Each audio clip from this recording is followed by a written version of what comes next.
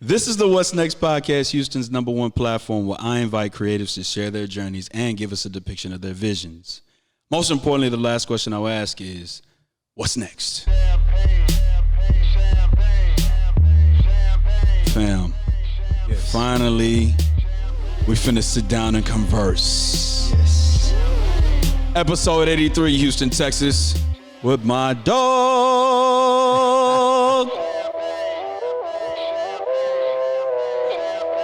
Gotta let that drop. Walk with us. Feel like 95, Sachi on my body, Biggie jiggle puffy, Yeah. that ballin' Yeah. is a hobby. Yeah. Wildin' in my wallies. Houston, Texas. Houston, Texas. Opening song by the Nice Guys. It's been a long day. Houston, Texas. Before we get welcome back to episode number 83 of the What's Next podcast, a production of Still Visionary Inc. This is a creative story. Yeah. And I'm here with my man Echol. Yeah. Before we get started with the episode, man, let's introduce our social media handles so we don't disrupt the flow of the conversation when we get to that point. Of Go course. ahead. You can follow me literally everywhere, basically all social media, Instagram, Facebook, YouTube, TikTok, at Echol Remix, ECHOLREMIX. You can also visit www.echolremix.com to stay updated with your boy. Yeah, man. And All my that. name is John Ross Dike the First, and you can follow me on Instagram and on Twitter at John Ross Dike _visionary. If you would, follow my Facebook page.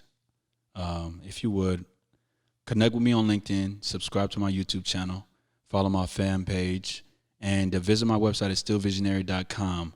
Directly in front of you, I have all my paraphernalia that I sell, and you can shop stillvisionary.com/merch. Yeah, nice. I need to get mine like that, because that was a whole little situation. That's good. I think I'm sitting next to a star in the making. I like that. So I've been stuttering, and I'm usually so fluid with it. But listen, my man Echol wrote this record, and I remember the first time I asked this man, I said, "Hey, can I play that on a podcast?" He was like, "Sure." Oh yeah. Forever Yeah. is what I Houston, Texas. I just thought we needed to start this way. Eternity Man. is what I want from That's a good one, right? you. Yeah, where were you with this? Hold on, we gonna get to it. Hold on. All right. My Yeah. love will always be here forever and ever. My heart will always be with you forever. This is my part.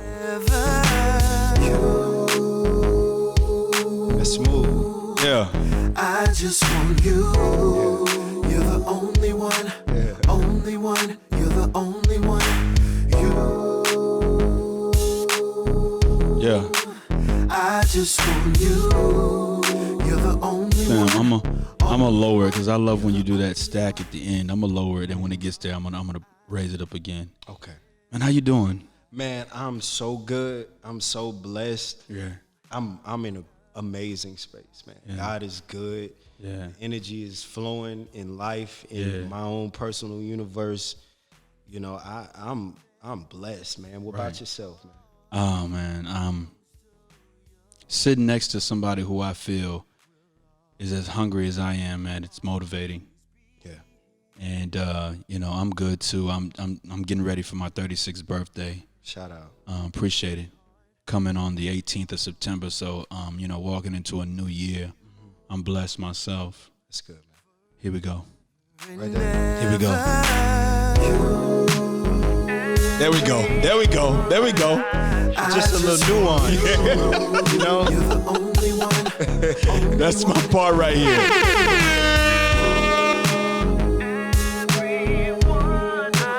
I just want you. Yeah. The only one. Yeah. Oh, you killed that, man. Thank you, man. Killed that. I'm humbled, man. Thank you. You killed that, Thank man. you, brother. I'm glad you did Killed that, man. Thank you for your support too. You know, let me just throw that out there. I appreciate it. I appreciate that. Yeah. For real, man. You know, it's genuine supporters we don't come across every day as artists. Yeah. You know, and so I appreciate the genuine love and support always. Of Even though course. this is like, I think my second time, but first real time Yeah. meeting you, like Yeah. first real time, Yeah. you know, in person with you, man, from the bottom of my heart. Thank you, brother. Yeah, no I love doubt, what you're doing. No doubt. And I love what you're doing as well. I think that for me, the way you supported KB, just coming to the games, not one but a couple of them, a few of them, and varsity games. I was like, who is this guy? And when KB was like, yeah, that's my LB, man. He sings. I was like, oh, okay, send it over. Send it over. I need to hear it, man. So yeah, man, like my man Echol said, this is the first time we've actually been outside of the arms of KB. Yeah. And sitting by ourselves and finna converse, man. So let me start here. If you could define yourself in one word, what would it be? If I could define myself in one word, Right. it would be driven. Right. You know, because I just think back on all of my life, you know, and I've always had a drive and I've always had a hunger. Yeah. So one word that defines Echol Remix is probably driven, for sure. Yeah. Yeah. When KB told me that you were moving out to ATL, I said, man, that takes a lot of guts. Yeah. A lot of guts. Talk to me about that. How was that?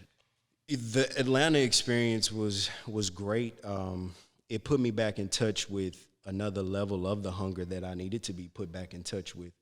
You know, it got me back in touch with that dirty grind, you know, that from the bottom, that real aggressive hunger. Right. You know, because I was out there by myself. Right. You know, I was out there, you know, on the low end of the totem pole, just trying to work my way back up. I didn't have resources. I didn't have family there. So, you know, it put me back in touch with that hunger. You know, I got those hunger pains. I always had them, but it just put me back in touch to a different level with it.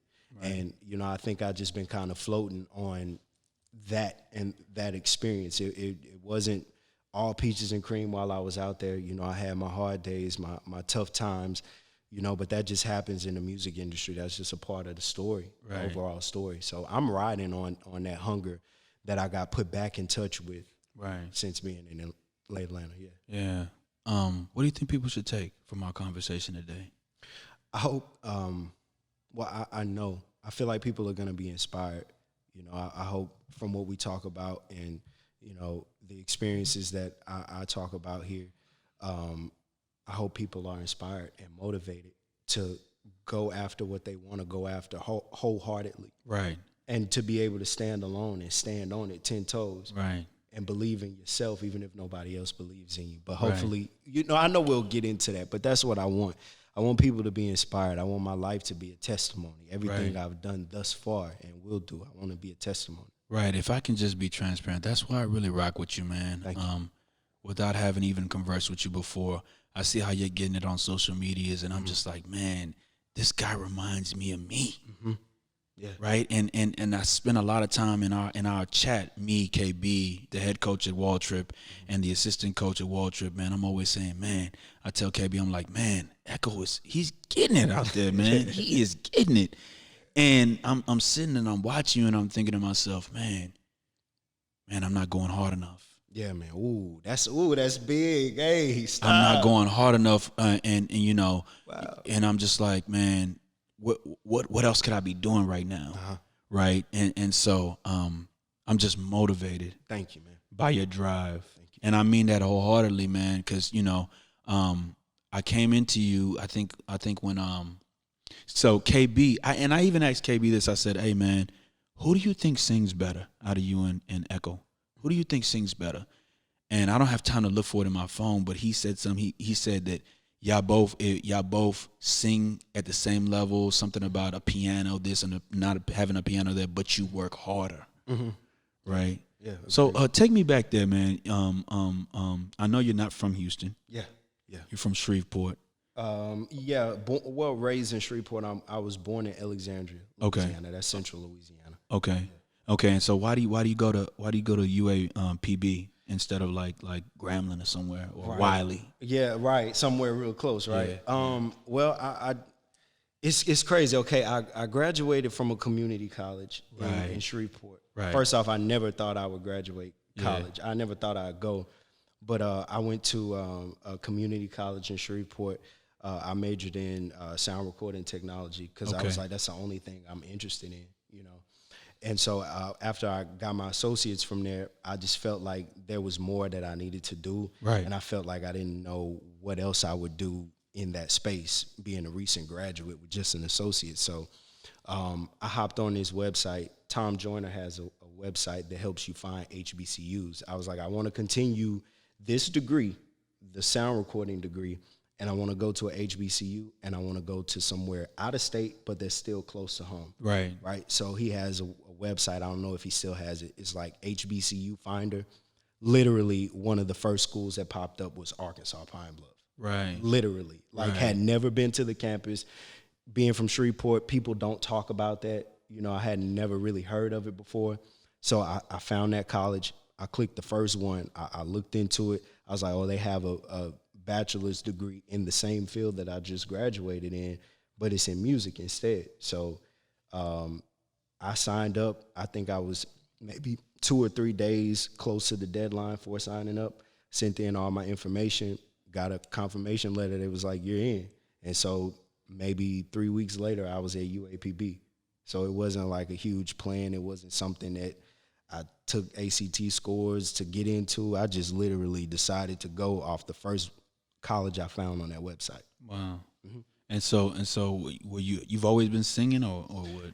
Yeah, man, I've been singing and doing music, you know, since I could talk, really. Right. 4 years old. Right. 4 years old, I remember singing in the church choir, and I remember it just feeling different to me versus everybody else. I was like, yo, this is great. I feel alive up here. So at 4 years old, I knew that this is what I wanted to do. And I would always kind of sing my own little melodies and, you know, just want to perform and be on stage and be around music all the time. So I've been doing it since 4 years old, and probably since 10, I've been actively pursuing a career in music. Wow. So everything in my life since 10 years old has been about having a career in music, which is why I said I never thought I'd graduate or go to college or even graduate high school, because I always picture myself kind of like Bow Wow or Romeo, right? Having made it before you could get to a point like that. Right. So whole life, literally. Right. Yeah, whole life. And you know, I when I see you on social medias, I get the impression that you are at one in front of a camera singing, but you find peace there. But you're not. You know, some people have to prepare. Yeah. To perform. I feel like it just exudes out of you, right? I mean, I came in here to start the podcast, and you're singing. You're just going in like that. Talk to me about that. You know, performing is where I feel most at home with. You know, music is my thing, but I think performance is really my baby. Like, performance is really where I get to be most myself. Right. You know, so, I mean, doing it so long, you get so comfortable with it. Like, I mean, been performing since 4 years old, so you get comfortable with it. But it also feels like, you know, I'm making a real connection with people when I'm performing, you know, because I look at performing as like a spiritual experience, whether we're in person or not, especially when we're in person. Right. But if this is all I can give to you, I seek to connect with the audience on a spiritual level. Right. So for me, maybe that exuding of energy that you feel is me putting my spirit out there. Right. Because that's what I do every time I perform. I put my spirit out there in hopes that people receive it, latch on to it, and commingle on a spiritual level with me. So that's what performance means to me. Listen, man, your social media platform, pardon me, excuse me, hold on right quick. Yes, sir. Yo, you already know what time. Look, he hung the phone. That was my nephew. He'll call back.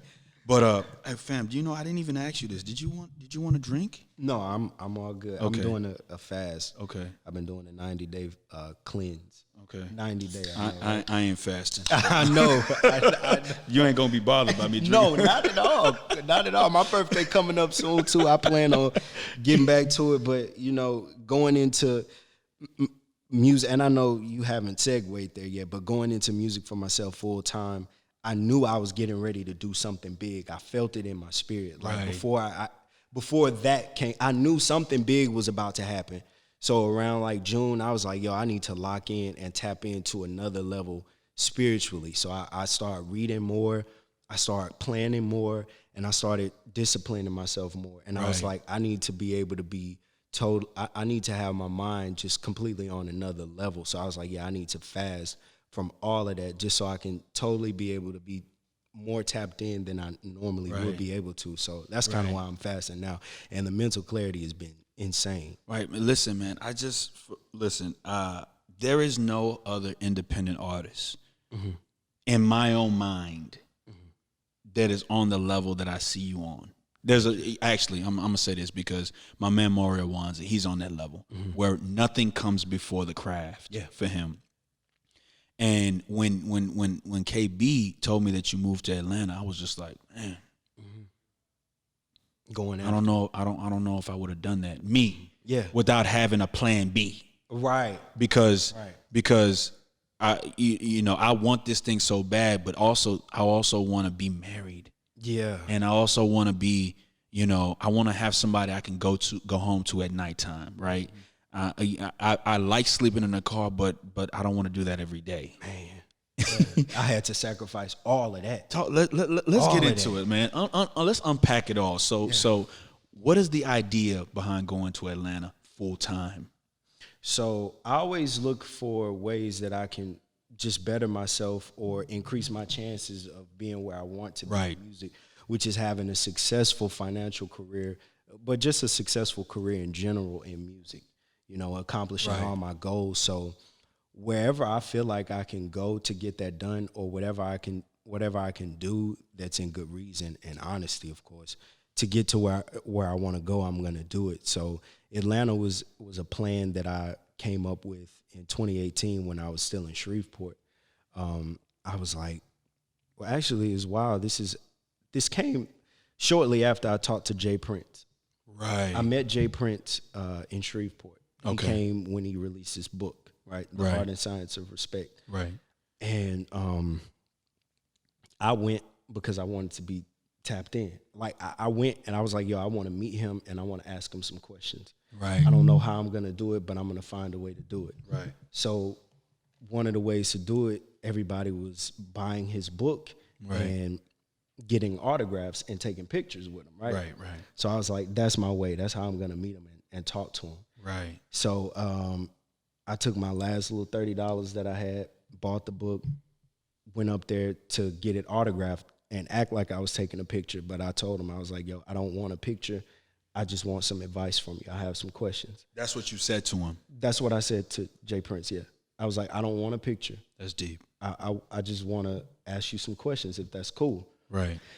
And he was like, yeah, you can definitely do that. Just stick around until the end of all of this. I'm going to open the floor up for Q&A. Nobody else knew that he was going to do that. So everybody else left.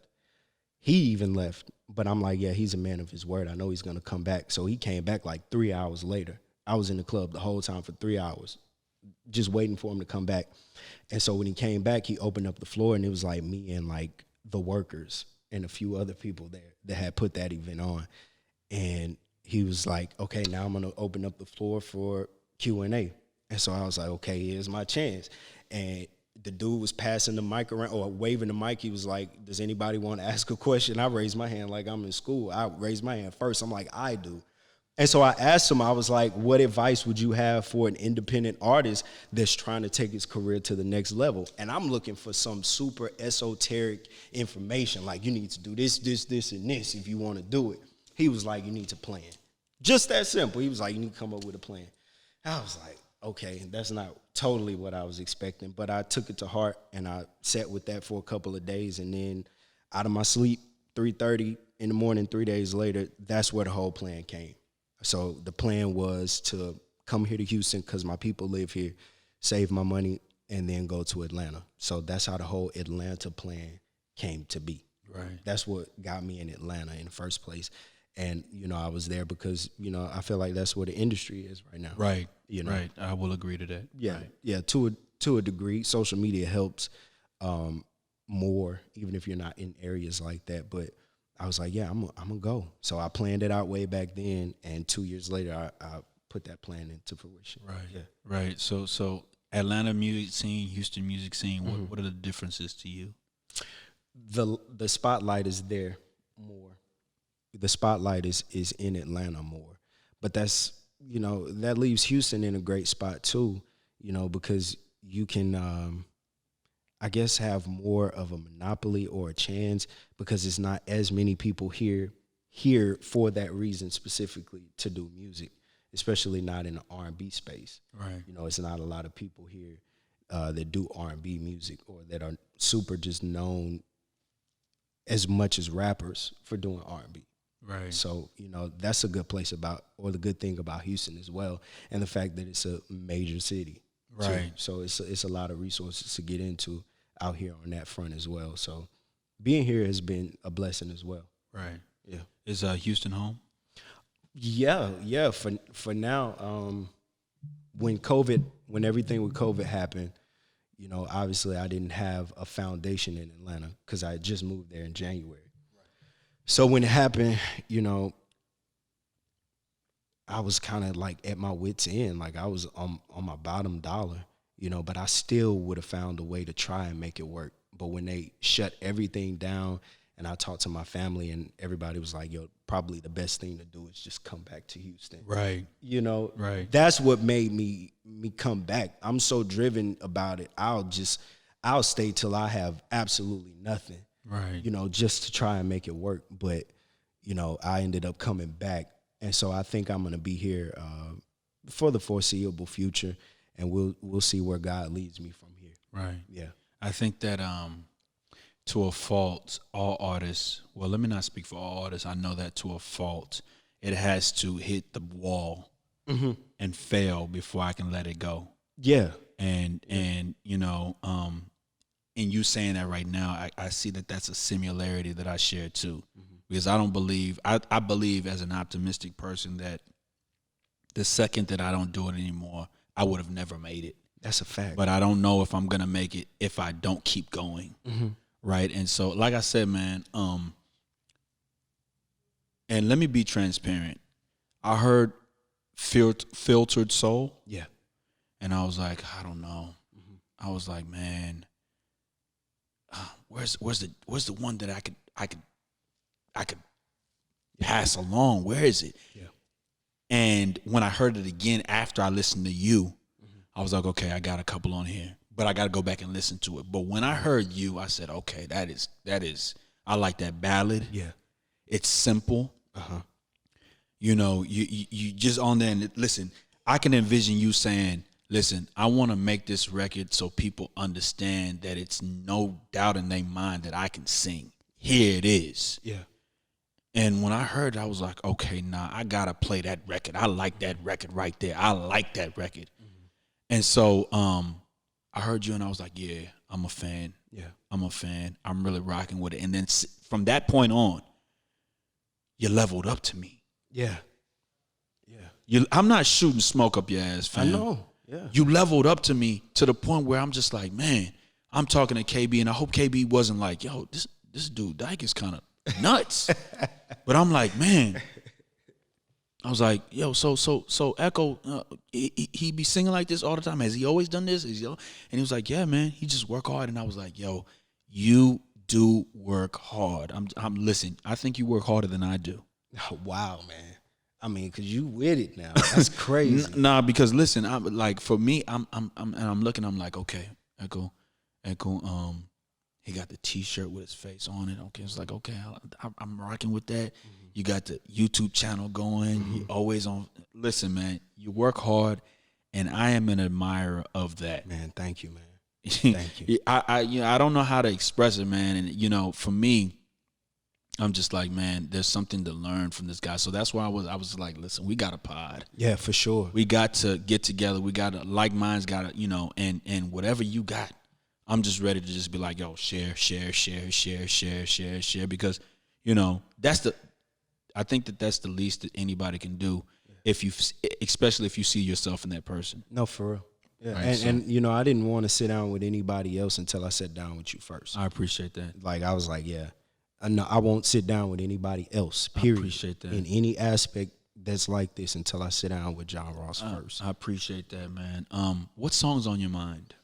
What song is on my mind? Yeah. Okay, as far as my own? It right? can be your own. It could be somebody else's. Ooh, okay. There's my favorite song of the moment for like the past month that I just found out about was this Chaka Khan song, What You Gonna Do For Me? Right. Have you heard that before? No. Yeah, it's crazy. I'll listen to it today, though. Music is evergreen. Like, that song came out so long ago, but it's brand new to me, and I'm passing it along to all of my friends. That's it. Yeah. Music is evergreen. Yeah, That's what songs are on my mind. Yeah. You know what? I loved Summer Breeze. Thank you, brother. I'm gonna play this new one, Falling in Love. Just just gonna play that, man. Yeah, please I'm do. gonna play that. Oh, well, actually, yeah, Falling in Love. I'm gonna play that record right now. Okay. There's a vibe about you, man, and we'll talk about it after this. Oh yeah! Every day I can stop thinking of you. Echol remix, ladies and gentlemen. Echol remix. Falling more and more for you. The one I'm dreaming of when I go to sleep at night. You are the only one, the lady of my life. Yeah. Forever in my heart and forever in my arms and forever on my mind. I wanna let you know, yeah, Yeah. falling in love with you. I'm falling That drum back there, man. Come on now. with you. And I hope you know that I'm ready for this love with you. And you fill me up with love and happiness each day. I've waited for so long Yeah. to get you next to me. Come on. Girl, you sold my soul. I like that. Girl, you give me peace. I'm giving you my heart and I'm giving you my all. I'm singing you this song so that I can let you know. Yeah. And if I had done my research, I would have found a pocket that I could drop something to. Yeah. Just on some. We on a podcast. You only got one life to live type shit. Yeah.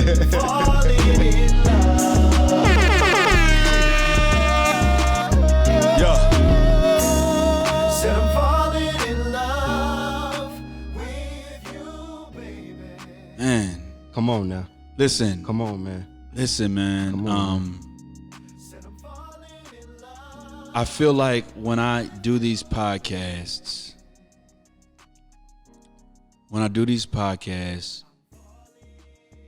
I, of course, want people to tune into the people that I admire on here. Yeah. So, in terms of finding my audience, that's a question that, my wife asks me that, my man asks me that, your audience, and I just want everybody to just rock with me. But I feel like when I listen to your music, you make music for you with no kind of like, I'm making this because I know that they'll feel this. Yeah. I'm making this because I know that the women will love this. Mm-hmm. I'm making this because this is what I feel in this moment. Yeah. That's what I get when I listen to your music. Mm-hmm. And Am I right in saying that? You're 100% right in saying it. Right. That's crazy. You know, because I never like to. I mean, I never really like to approach writing or creating music with a preconceived notion. I never like to have. This is just me. You know, I never really like to have topics already in mind.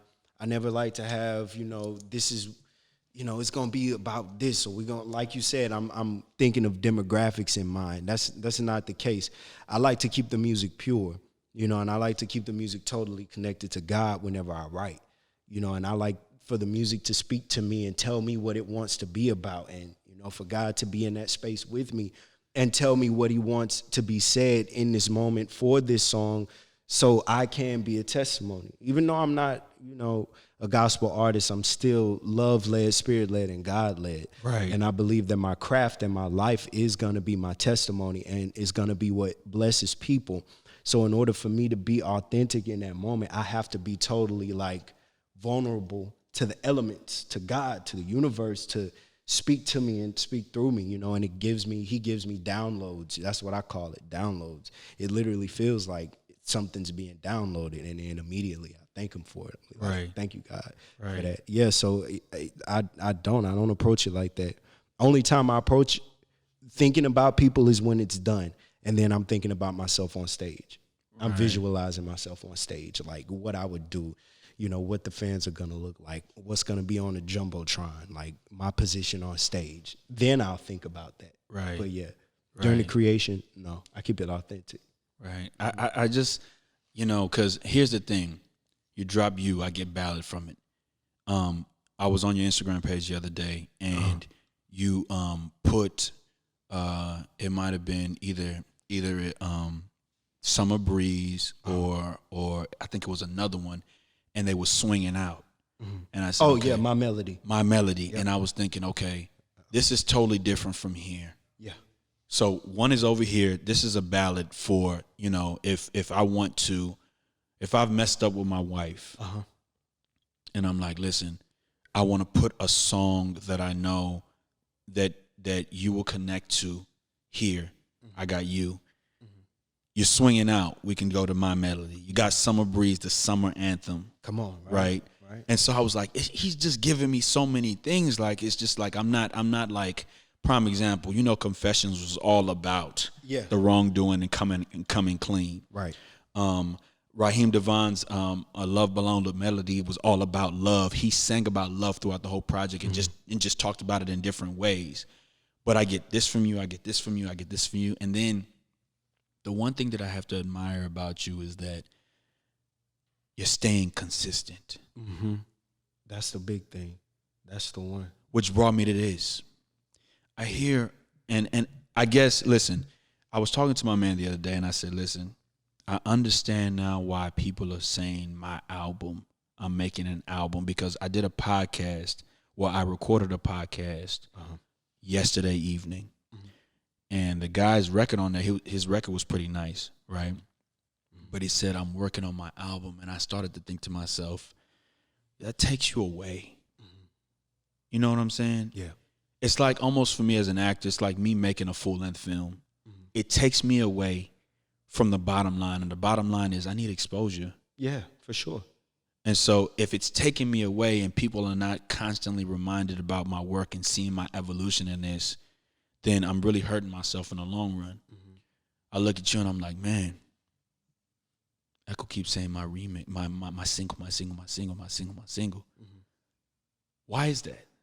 I mean, you kind of hit the nail on the head a little bit, you know, with speaking about the albums, because number one, you were right about what you compared to the album to, and just with your audience, but you know, the level in which I'm at right now, I don't feel like I have the luxury of just dropping a complete body of work. That's what I done. Yeah. And people, Hold on. God damn it. Go ahead. You got to be aware, you know, and people don't know me well enough to want to sit down and consume 15 songs at a time from me. So more than likely, one of those songs is just going to get worn out. And that's probably like the first 2 or 3 songs off the project usually is going to be the ones that get worn out or get actual play. And this is from, you know, my own experience as an artist and just doing market research, you know. So what I wanted to do instead was say, okay,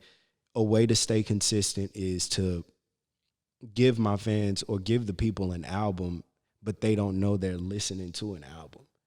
You know what I'm saying? So I'm breaking down or busting down the pack, you know, if you want to call it that. I'm busting it down, you know. So I mean, the people are actually getting an album, but they're just getting it spoon-fed to them. Right. You know, each week I'll be releasing a song every week until the middle of December. Wow. Every single week, every Friday. Right. New music from Echol Remix. Right. Yeah. And I peeped that and I kept saying, because here's the thing, I just thought to myself, why are you wasting time? Not you. Yeah. Just when I look at it, because I used to music manage. Mm-hmm. And was that this conversation? It was another conversation I was having. I used to music manage, and I was just like, man, you know, this is really a tough thing to do. Yeah. It's really tough to inspire somebody to believe in themselves. But I was like, man, you make it look so easy. I wonder what his management, if he has management, is doing or thinking about what he's doing. Because for me, I'm thinking if he has a manager, that manager has to be 10 times what he's doing. Yeah, for sure. Right. And so I was just like, man, I see everybody talking about my album. I got a new album coming out, and you have to wait for it. But for Echol, he's just dropping every day, so I cannot forget.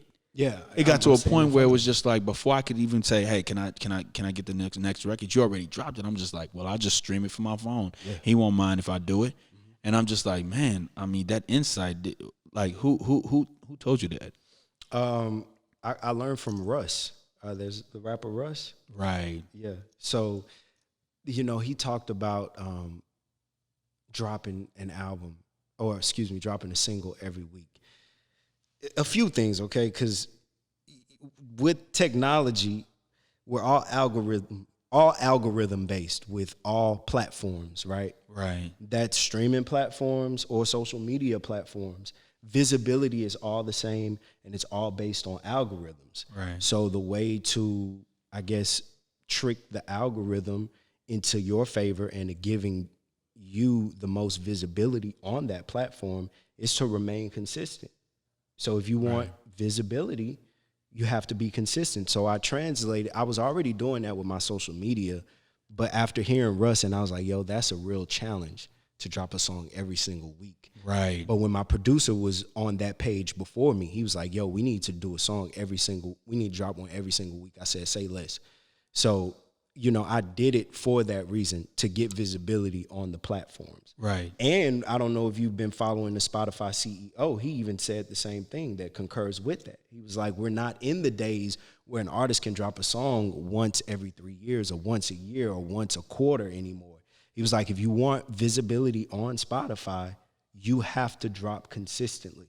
Right. So that's one of the things that really guided me and led me into doing that. I'm like, okay, the market research is telling me, yo, I need to be consistent. And I know it's not going to be a lot of people that are doing that. Right. So the algorithm's going to pay attention to what Echol has going on. Right. Right? Right. And so, yeah, that's what made me do that. So when my producer called me, I was still working a 9 to 5, you know, dead end type of job, just something to get a little money. But when he called me and said that, I was like, say less. And he was like, how you going to get here to do it? I was like, I'm going to quit it. And I'm going to come down there and work with you for 2 weeks. We're going to get a good foundation, a good setup. So we worked for 2 weeks straight.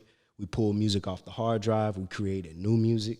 We wrote, recorded, mixed, mastered, took photos, designed our own cover art, distributed it ourselves, did the BMI to make sure all of the paperwork and all of that is right. Right. And then set all of our releases. So everything that's about to come out is already set with the distributor. I don't have to do anything but promote at this point.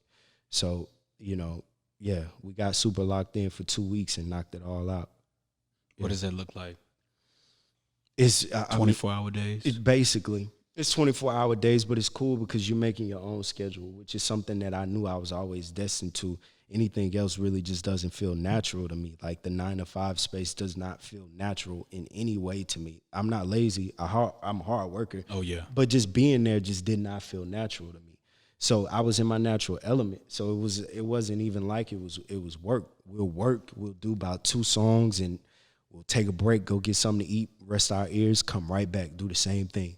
So that first maybe week and a half we spent creating all the music. We recorded, wrote, did all of that, mixed it. Then we did the photo shoots for all of the singles that we wanted to have photos for. And then we, designed all of the other covers that would just have graphics. We did that in one night. Probably took us about 6 hours to do that. And then we mastered everything before I left and loaded it all up. So yeah, it was a lot of hard work, but it was fun because I want to be there and I want to work that hard. I want to push myself to go that hard. Right. Back in June, I was like, yo, I've been doing my thing, but I feel like I'm being called to go even higher. So I'm like, I want to push myself as hard as I can, period. That's why I say I think you're working harder than me, man, because, I'm following you, and I'm just like, okay, he said Shreveport, this one, North Greenspoint, this one, Houston, this one. Yeah. And I'm thinking to myself, how is it possible that you getting these high-quality photos, and I know you're in Houston, but it makes sense now. Yeah, we did that. And that was, with all of the photos that we did, I did a mass photo shoot probably about a month and a half ago, a mass photo shoot. Outfit change after outfit change, location here. I mean, it was like, yo, that looks cool. Let's set up in front of that. Let me go to the trunk, change again. Because I wanted to have that amount of material to be able to pull from. And there's no other way to do it unless you go on that level to do it. Right. Yeah. So we just did a huge mass photo shoot over like 2 days, my producer and I. Thank God for him, Cavante Moore, to have somebody that's locked in like that. To want to be able to do that. But it's kind of one of those, people help you when they see you're helping yourself. Right. We used to hear the old folks saying it all the time. Right. I understand it now. Right. People want to help you when they see that you're helping yourself. They want to help you along. Like, here, let me offer this to you. Let me give this to you. Yeah, I'm glad you said that. I'm going to follow him right now. He's just too real of a guy. Oh, man. Not to. Where did y'all meet? In Shreveport. Him and 2 other guys owned a studio in downtown Shreveport. It was in the back of one of their parents' house at first. But they owned a studio called Young Professionals Entertainment. It was just a studio at first. And they were sending, this was when they were in high school in like 06, 07. They started sending out mass emails to let people know that they were open. And, when it came down for me to get ready to record, I started working with them. And then they opened up the field to get engineers there. And I was taking sound engineering at the time at school. And so I went and did an interview to get a job, sound engineering there, and they hired me. And so we've been kind of rocking ever since, even though I don't work there anymore. They give me their resources, as much as they can. So that's where we initially built a relationship at. He was part owner of that studio. And just over time, he saw my work ethic, and he would give me beats. And we would always have a connection, but we would never really sit down and do a bunch. It'll be a song here, a song here, a song here. But then we locked in. He actually called me in 2018 and was like, yo, let's make an album together, 7 songs. He had already had the cover art for Filtered Soul already. He was like, yo, let's do 7 songs. We're going to call it Filtered Soul. I'm going to bring the soul. Me, Echol remix. He was like, you're going to bring the soul. And he was going to bring the filter, meaning being behind the boards. There's a plug-in on Fruity Loops called Something Filtered that we ran the majority of all of the sounds on that project through that particular plug-in. Right. So that's where the filtered aspect of Filtered Soul came from, and why it's spelled with a PH, because that plug-in is called Something Filtered. I can't remember the name of it. But yeah, so that was the idea behind that. And ever since we locked in and started working like that, it was just like an attachment. So ever since then, he's sending me beats and references on a frequent basis. And so we just decided to officially come together as producer and artist. Wow. Good dude, man. He's a good dude, bro. Listen, man, the way you tagged him, I was just like, who is this guy? And I just followed him right now, but I looked before and I was just like, who is this guy that keeps shouting out in a way, just mentioning his name in the comments. And I was just like, wow, this guy sounds like he's a pretty good guy. But you need that. You do, man. You do. And I feel like we're the new 40 and Drake, you know. Okay. Echol Remix and Cavante Moore, you know, we're crafting together, building our own sound. You know, he understands what I want from an artist's perspective. So it's really great working with him. It's like a telepathy thing. You know, he just really automatically knows what I want, what I like usually. So yeah, a blessing, man. As an artist, what would be the ultimate goal for you in this? What would be the ultimate goal? The ultimate goal is to grow Echol Remix into a worldwide brand. You know, known for music first, to give my music and my message, which is love. I want to bring love to the forefront. I want to give love. I want to give the best of me so that it shows love through my music throughout the world, you know, literally worldwide. I want to be worldwide. Right. Today is September the 12th. Yes, sir. 2020. We have 120 days left in the 2020 year. Oh, yeah. Virgo season. I know you're a Libra. Yeah. Yeah, man. But Virgo season. What do you hope to attain in 120 days? In 120 days, I want to grow. I want to grow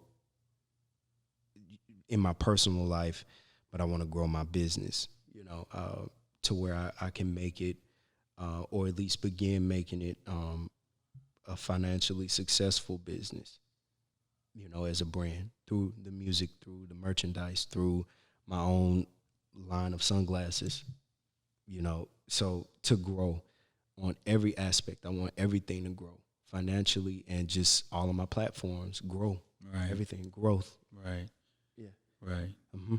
Were you singing at UAPB? Mm-hmm. In the choir where what KB was? Yep, that's where we met at, in the choir. Right. Yeah, we met in the choir. So, and that's what gave me my scholarship out there, because I definitely wouldn't have been able to pay for it. But yeah, man, at all. Yeah. So the choir. Mm-hmm. Man, tell me a story, man. Any story you have. I'd like to hear a story about any kind of doubt that you've had within yourself. Tell me a story like that. Because, I mean, listen, you're a high energy person. Yeah. And I can imagine that sometimes there might be days where For sure. you're not seeing the type of results that you want to see. Come on. All the time. Right? All the time. So tell me what that looks like for you. All the time, man. When you get focused in on the numbers, you know, I mean, everything is numbers based. Right. I mean, it could almost be a daily thing if you allow it to, you know, especially with the way everything is now, you know. But, you know, you will doubt yourself, especially before, I want to say like the beginning of last year. It may have been where I was in my deepest self-doubt. I just didn't really know where to go. My life wasn't where I wanted it to be. My music wasn't where I wanted it to be. You know, I doubted my own ability, you know, as a musician. You know, I doubted if this was really for me, you know, because it just wasn't growing the way I wanted it to. You check your numbers on all of the streaming platforms, and it's not giving you much at all. You may go on there, and in a week you might see 10 streams, period. Right. You know, like dead serious. So you look at that, you know, and that gives you doubt right there. That gives you a certain feeling. You may know. Right, I know. You know, that gives you the certain feeling in of itself, man. But just knowing that this is all going to pay off one day is the only thing that keeps me going. Knowing that the universal law of reciprocity is you have to reap what you sow. Right. You have to. It's a universal law. So there's no way that amount of effort and that amount of work could ever go in vain. Right. It's just a matter of time. Right. Before it happens. Yeah. You know, and so I'm not going to leave any opportunity on the table, any stone left unturned. So that's why I'm going as hard as I can. But the only thing that keeps me moving amongst the self-doubt is just knowing that it's going to pay off one day, and the growth is steady, and I got to be patient. I mean, because even recently, within the past couple weeks, Instagram, when they released the Reels, Instagram Reels. I see that now. Right? So anytime any platform releases a new feature, all of my artists, if you're listening, you're always going to want to be one of the first people to jump on it, because that's going to be the only way that you're really going to have organic reach on that platform. With Facebook, with the whole company as a whole, there is no organic reach over their ordinary platform. The main reach is through paid advertisement, right? So over the past couple of weeks, I've been noticing that my reach and my engagement on all of my posts have just been down the drain. Right. And I'm like, yo, should I even keep posting or keep doing this? But then you learn and you get out of your head and you learn, oh, okay, this is what's going on. They're driving all of the engagement to the Reels. That was one of the most recent encounters with self-doubt that I had. But just keeping myself going and knowing that it'll pay off is what allowed me to have the clear headspace to research and understand why this is happening, and that it's not me. It's not because people don't care. It's not because I'm not putting quality content out. This is what it is. So whenever I have self-doubt, I like to keep that in mind, and I like to look into the source of what's going on. What am I doubting myself about? Why am I doubting myself? And move on from there. Right. Yeah. Wow, man. I know that you don't pander to audiences, but if you had to classify your audience, what would you say it was? Black women. Okay. Black women from probably 21 to, I'd say probably 50. Right. Okay. Target demographic. Right. You don't pander, but you got to have your target demographic. Right. So when I said paid advertisement, that's right what yeah. What are they interested in? What kind of ads would they like to see? How do the ads need to look? I look on my DSPs, my digital streaming platforms. I see where I'm getting streamed at the most, and that's why I set all of my situations at. So yeah, my women, my black women, I love y'all. I do it for the lovers. I do it for everybody, but when I do it, I keep them in mind for sure. Right. Black women have held me down my whole life. Right. This is who I do it for, man. Right. Right. Whole life, man. Yeah. Right. Yeah. With that, man, I want to say, it being September the 12th, I want to say, rest in peace to everybody who was slain in 9/11. Mm-hmm. But most importantly, moving into 2020, I want to say her name. Rest in peace to Breonna Taylor. Absolutely. Breonna Taylor, yeah. And all the other African-American women that were slain, Sandra Bland, just so many, even Vanessa Guillen, she's not African-American, but she was still slain. I want to say rest in peace to all of those African-American women and women in general who have been mistreated and abused and even eventually murdered. Yeah. And I stand for justice for them. Yeah, me too. You saying that made me, I'm looking for the right time, but I'm glad you said that, because then it opens up the doors for you to say R.I.P. to Breonna Taylor and say her name. Man, that's who I do it for. Yeah. Yeah. I want to know if you had to give a bit of advice to upcoming artists, even artists that are maybe in the same ballpark as you, what would that be? My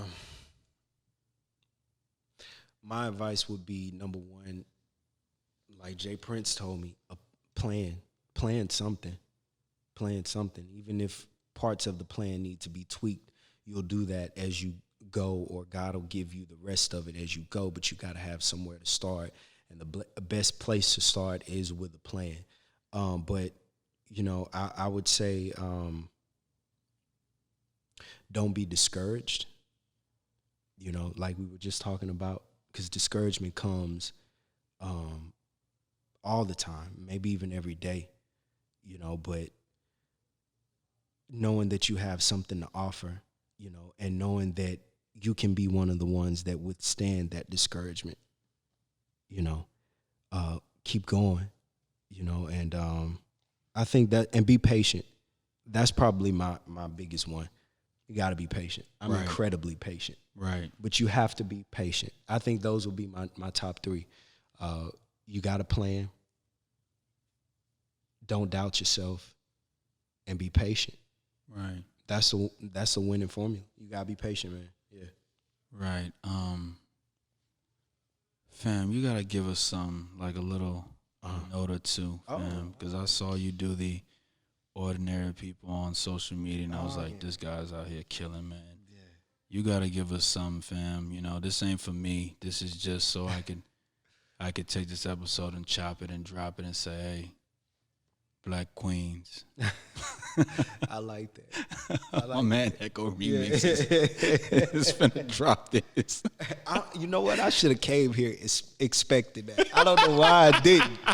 I'm wild. I wanted to start off with that, but I was like, nah, you know what? Let's get our conversation out first. Can I do some of the John Legend? Can I do fam, that one? Whatever you want to do, fam. Go ahead, fam. Go ahead. All right. Girl, I'm in love with you. No, this ain't the honeymoon. We're past the infatuation phase. We're right in the thick of love. At times we get sick of love, and it seems like we argue every day. I know I misbehaved, and you made your mistakes, and we both still got room left to grow. Although love sometimes hurts, I'll still put you first, and we'll make this thing work. But I think we should take it slow. We're just ordinary people, and we don't know which way to go. No, no, no.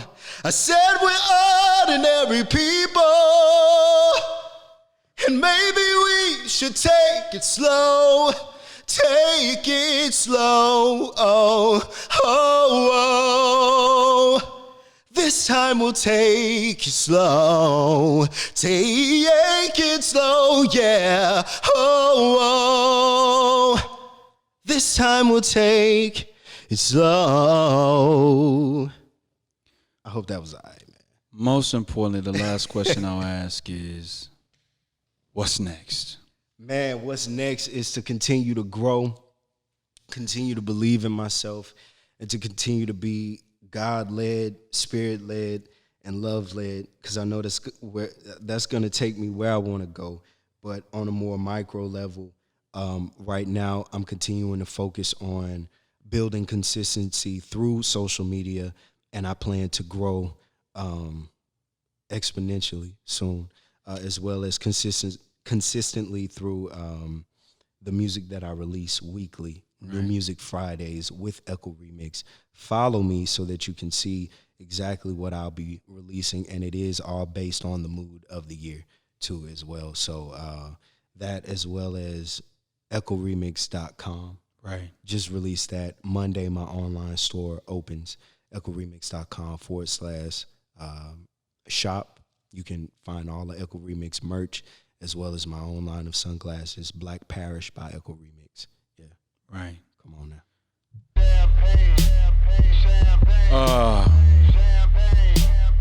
When you're sitting next to somebody who reminds you of you. Come on. KB, I want to say, man, I appreciate you introducing me to Echol Remix. Likewise. Echol Remix, I want to say happy birthday to you. Same to you, my Couple brother. of weeks, man. Yeah, Houston, man. Texas, I do what I do for myself to prove that I could do it for others. Let's go. Peace and Yo, blessings. feel like 95. Versace on my body.